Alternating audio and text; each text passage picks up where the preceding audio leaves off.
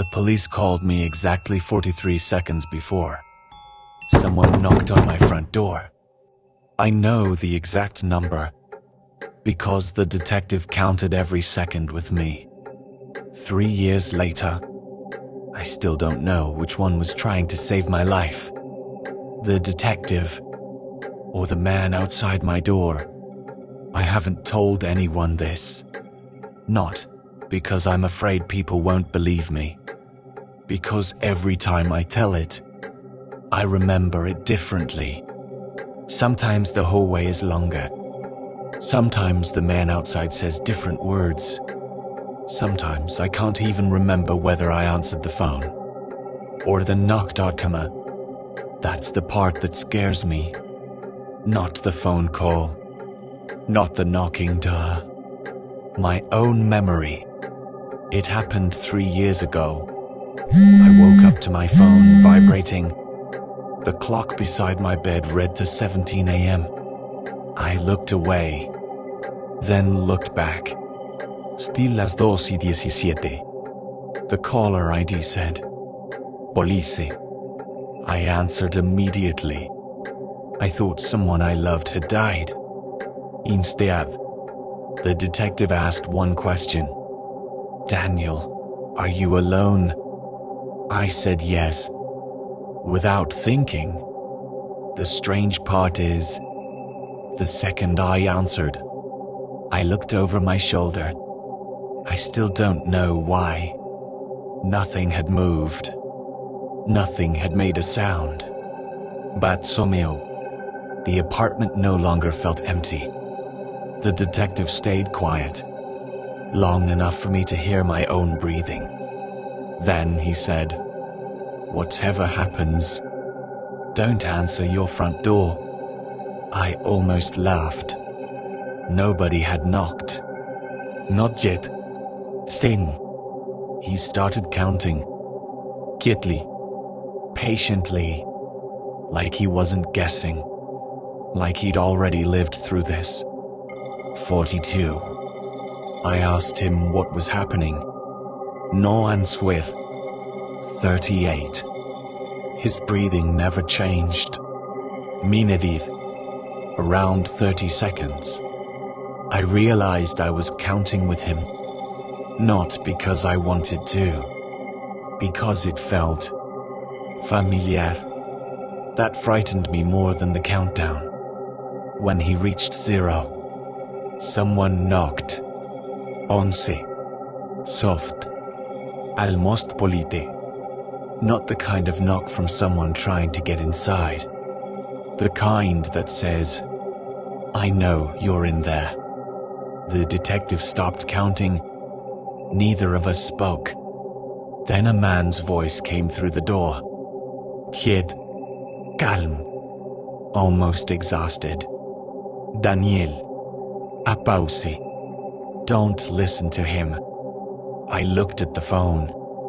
Then at the door. Then back at the phone. And for one impossible second, I couldn't remember which one I'd answered first. I wished that were the part I couldn't explain. It wasn't. The house creaked upstairs. Who's Donsi? Then. Nothing. Not normal silence.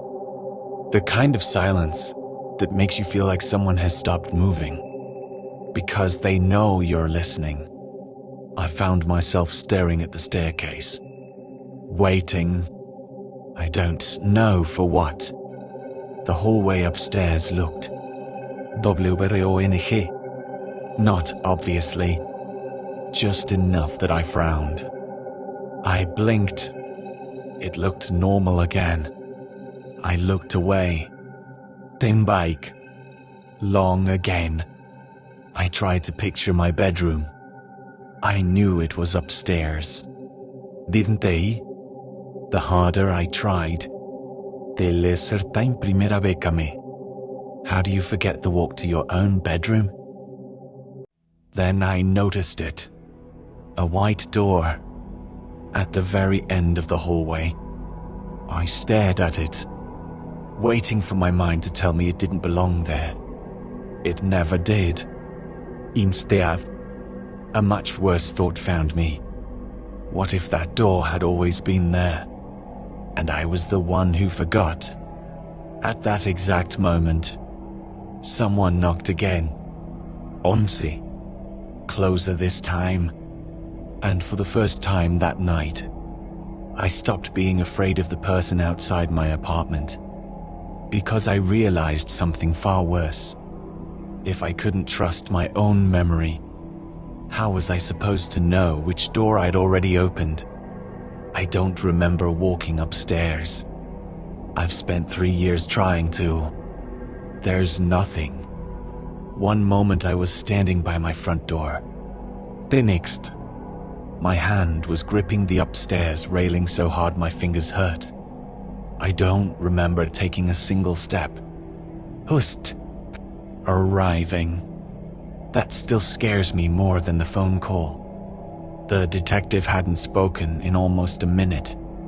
I looked at my phone. The call was still connected.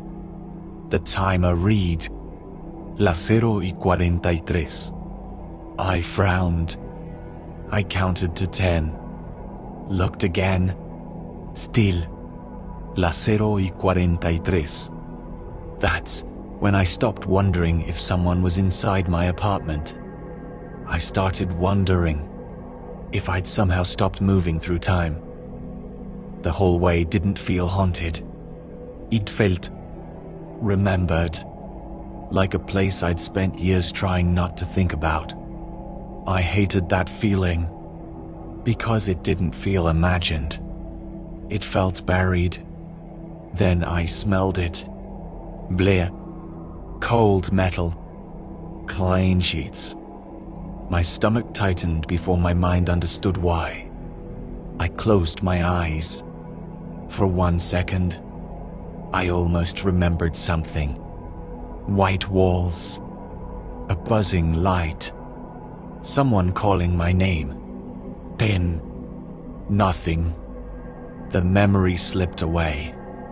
The feeling stayed. Something rolled across the wooden floor. A blue marble. It stopped against my shoe. I picked it up. Without thinking. That frightened me. Not because it was there. Because my hand already knew it. It rested in my palm like it belonged there. Like I'd picked it up hundreds of times before. For one impossible second. Primera smile. Then I realized. I had no idea why. The smile disappeared. The ache didn't. Without thinking, I slipped the marble into my pocket. The movement felt automatic. Like locking your front door. Like putting on your wedding ring. Habit. One I couldn't remember learning. I kept asking myself the same question. Who taught my hands? What my mind had forgotten? The family photographs covered the hallway wall. I walked toward them. I needed proof. Proof this was still my home. The first picture. My parents. The second. Me. The third made me stop. A little girl. Holding the same blue marble. She couldn't have been older than 6. She was smiling. Looking directly at the camera. I stared at her. Waiting. Anami. A memory. Anything. Nothing came. But tears did. I wiped them away. Confused. I didn't know who she was. Zoe. Did it feel like I'd already failed her? I looked back toward the white door. It was open now. Only a little wider. I never heard it move. I never saw it move.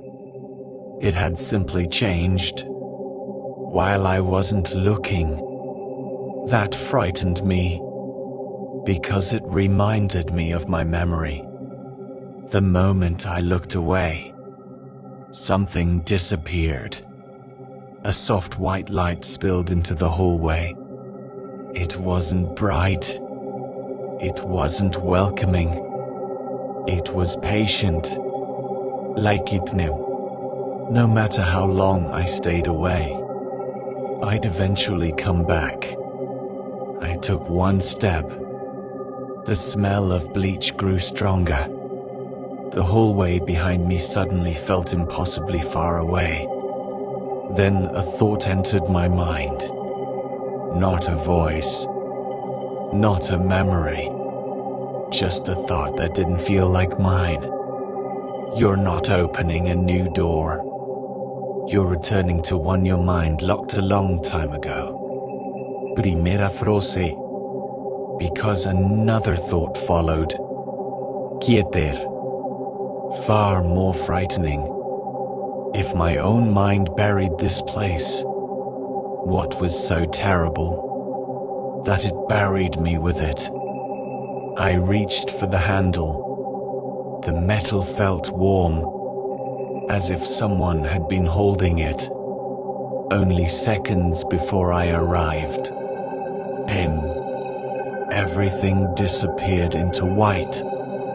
I don't remember opening the white door. I've tried for 3 years. Every time I get close, my mind skips past it.